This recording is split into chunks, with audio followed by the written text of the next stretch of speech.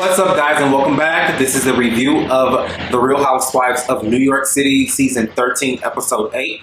Give me the music.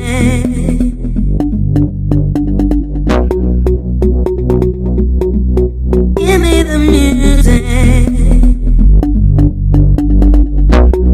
And you know what? That was just the beginning.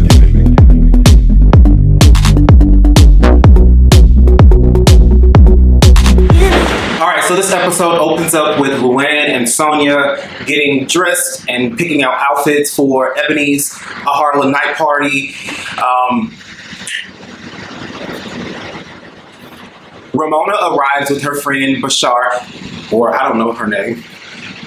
In any event, she was also on the Wendy Williams show today. Very beautiful woman, and I don't know, I guess Ramona is bringing friends along. I've never seen her really tag friends along, but okay. I love that she's having it at a speakeasy with the steps and all that. It gives you like the full effect of like New York City nightlife. Yeah, this is a really cool place. Apparently the girls are having a hard time walking down the steps because they're wearing high heels, of course, but it's still cute. So Leah's first to walk in, and I think this is probably a good outfit day for her. I really like this outfit. It's not too busy. It gives you a nice illusion and a great silhouette. Also, Luann walks in. I usually love Luann's gowns and her jumpsuits and all that stuff, but when it comes to her coats and overcoats, I do not like. I think that print of fur looks cheap to me. I don't like the white and the black, and it's just not for me. And I think it just cheapens her look a little bit. That's just my opinion. So this is 24 hours after last year's election, and we still didn't know who the president was going to be. And Ebony is starting to bring up the conversation. You obviously notice Ramona get really kind of antsy and a little shaky, you know, a little turtle time-ish to me. I do want to say that Ramona talks about how she feels uncomfortable that the girls appear to be segregated, and she wanted them to kind of be mixed in. So she did kind of bring up that energy first. Ebony came up with the concept to have a Harlem party to, I'm assuming, educate these women on, you know, black culture in New York, specifically in Harlem. And she gives all the girls candles from a Harlem candle shop. And she also gives them a card that describes an African-American Renaissance person at a specific time, like Josephine Baker and all these incredible black activists and people who were willing to push the envelope and, you know,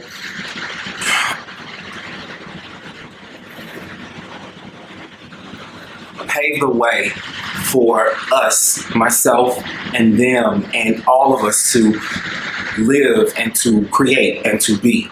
They did that. Yes. Now, in a situation like this for me, if I understand the room, the temperature of the room, right?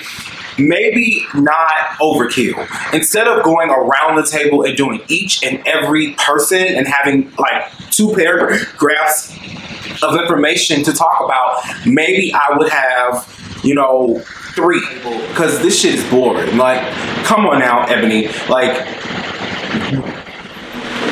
Bershan, I think that's how you say her name. Bershan says that we're all the same. We're all equal, no matter where you're from. The East Coast, West Coast, no matter if you're black, white, you know, we're all the same. And girl, no, we're not. You know, I understand that people get antsy and itchy when you talk about race around, specifically white people. White people get real, you know, nervous and shaky and, you know, sweaty and clammy and shit when you talk race around them. So sometimes you have to kind of take them off to the side. You know, I wouldn't like preach or try to educate. I would just say, you made me feel this type of way. I don't like it. And that's it. Like, I probably wouldn't always, I don't know, because it's draining the moment. It's completely draining the moment. And I think what I'm trying to say is you need to know when and where, when to address these issues and when to just completely let them go. Because from my experience with dealing with the Real Housewives of New York City, I do not believe that any of them are racist. I am aware that several of them are Republicans on this show, but I am also aware that they're not racist. They live in a bubble, and you know, we have to meet them somewhere. We can't just like throw them away, but you also have to be a grown-up and say, hey, you made me feel some type of way, and this is how, and this is why, and let's squash it, let's get over it, let's get past it. And it doesn't mean that this person is a racist. It just means that their understanding is a little bit different than mine. And I think that Ebony is just taking this stuff just too literally, and she's taking it a little too far, and it's completely draining the moment. And who wants to be an energy vampire? Like, no ma'am. And I'm gonna tell you what, if Bravo doesn't fix this, a lot of people are gonna stop watching. Like, Ebony has got to, it's her that's put, and I get it, Ebony, like, you wanna like stand up for the people, like power to the people, but like, when and where? Like, you know, if it's supposed to be a fun moment, unless someone says something that was just so, just obviously racist and nasty, like I wouldn't approach it in front of the group, especially when we're having dinner and everybody's laughing and having a good time. Maybe off to the side after dinner or something like that, but not when we're enjoying the moment. Maybe with the Real Housewives, we don't look for this kind of drama. We just don't. And maybe I also live in a bubble when it comes to race at a certain extent. But I watch these shows to relieve myself from it. And so for her to be so overwhelmingly sensitive about everything, it's just, girl, like, too much. Too much, honey. No, ma'am. I'm like Ramona, bitch. I got vertigo. I gotta go. I can't take it no more. The vertigo is fucking with me. Deuces. I'm here for it. Yes, ma'am. Fortunately, Leah is being a friend, and she sits Ebony down and she tells her, bitch, you're a bit intimidating. You're a bit much. Calm it down. Get over it. She gives her flowers. She explains to her that she's, you know, this is her life's work. You know, how many times do we have to explain this over? This is just like, you know, I don't know. She gives me like Claudia. You know Claudia Jordan?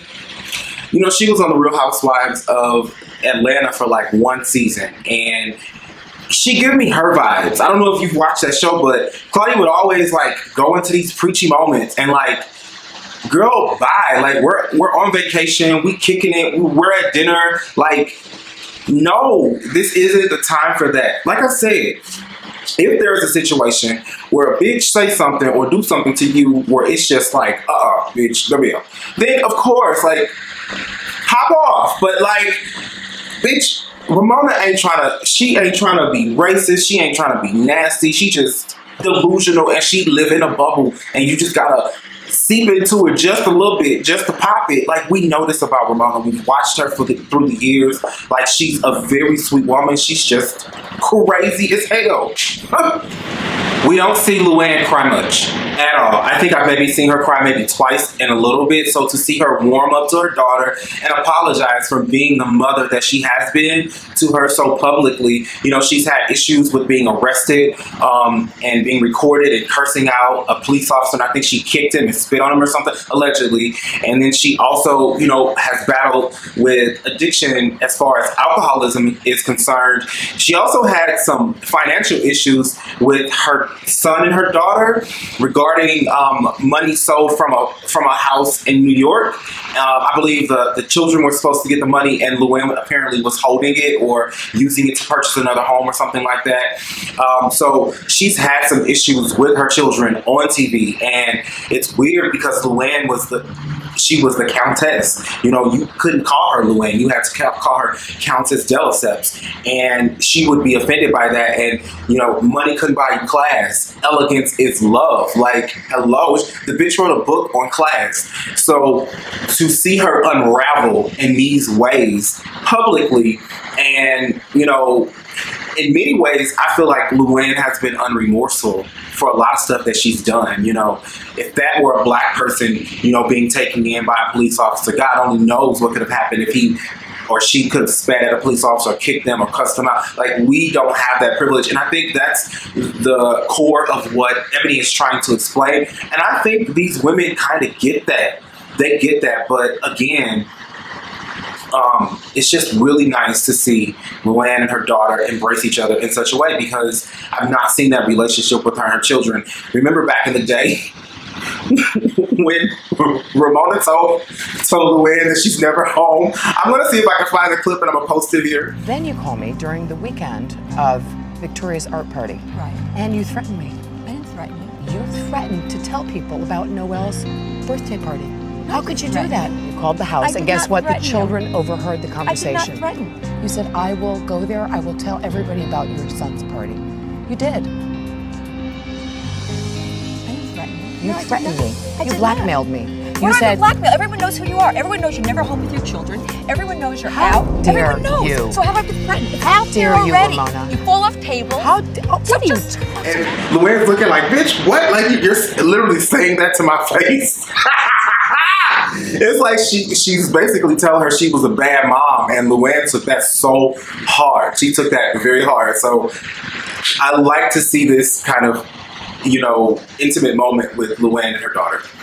Leah hires a woman, a liaison, to help her daughter search for a good school. I mean, I guess it's just like an apartment finder or something like that.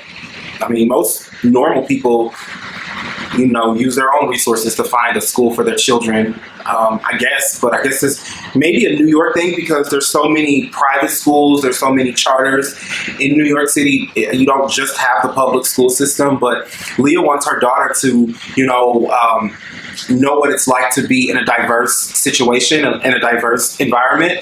And a lot of times when it comes to private schools, you don't get that, because not everybody can afford that. Ramona invites Ebony over for drinks and I'm sure something to eat or something.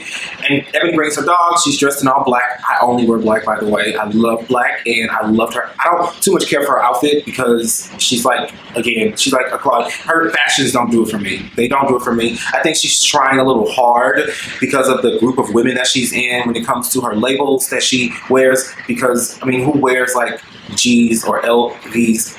Like, that's tacky to me. Like, I can't do it, you know. But she's done that and whatever.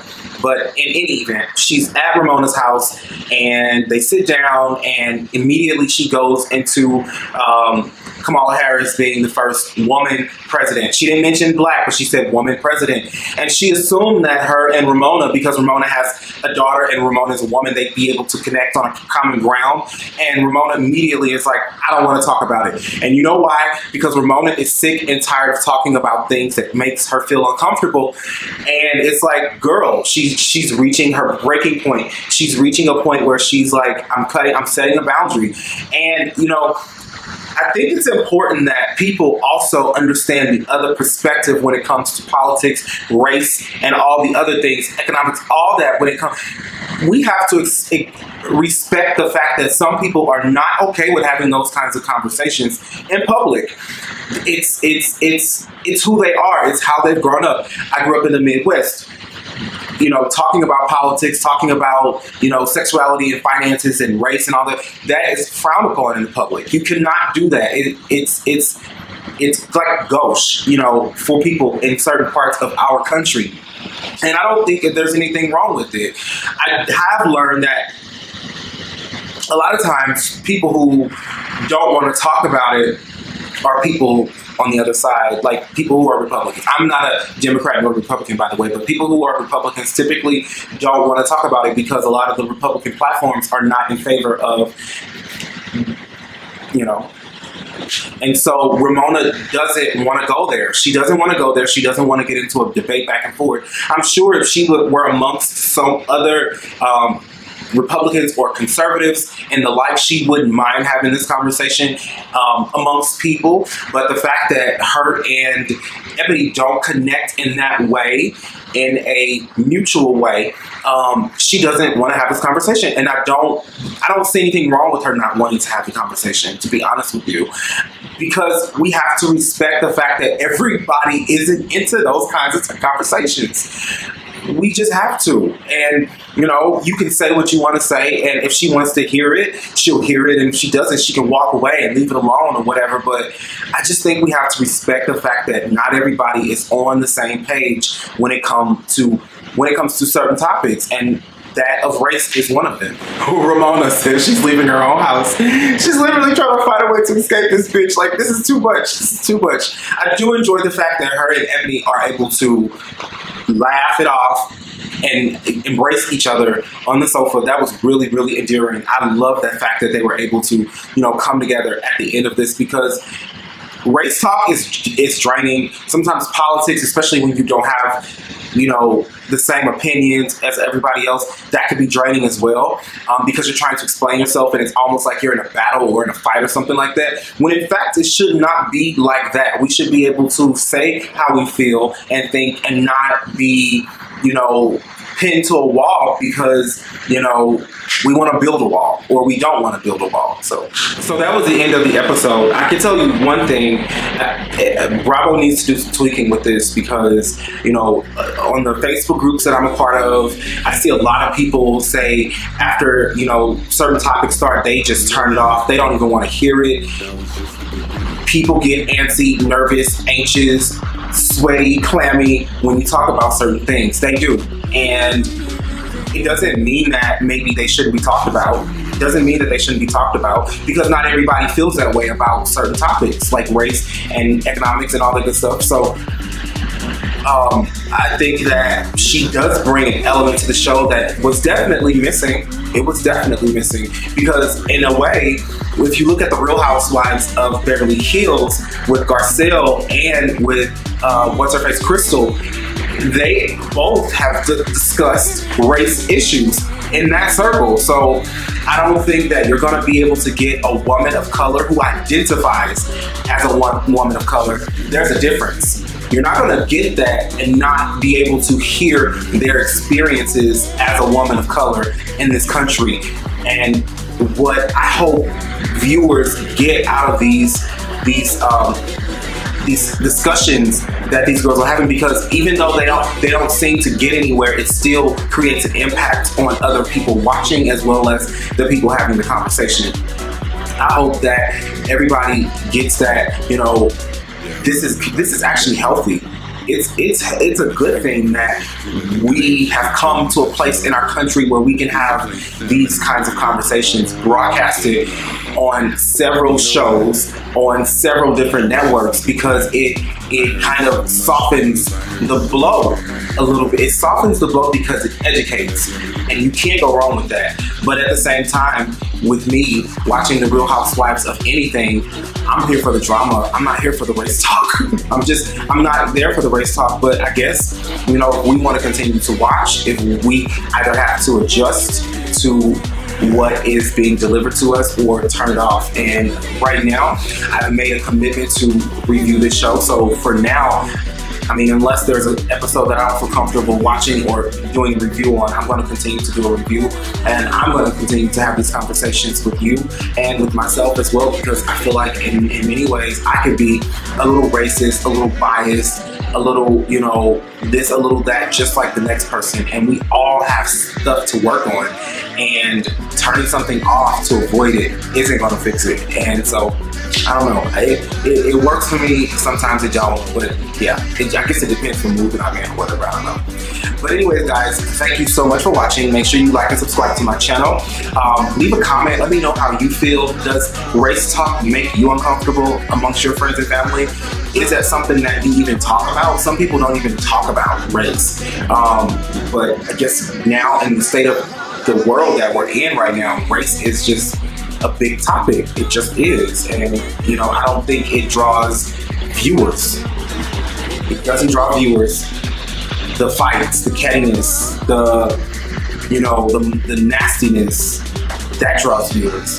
The drama, all that. But it doesn't seem like educating people on what affects other people in this country that we all live in interests a lot of people. Or maybe we don't look for this show to educate us in that way. That could be a thing, right? I don't know. Like I said, drop down in the comment section. Let me know. I'll talk to you guys later. Bye.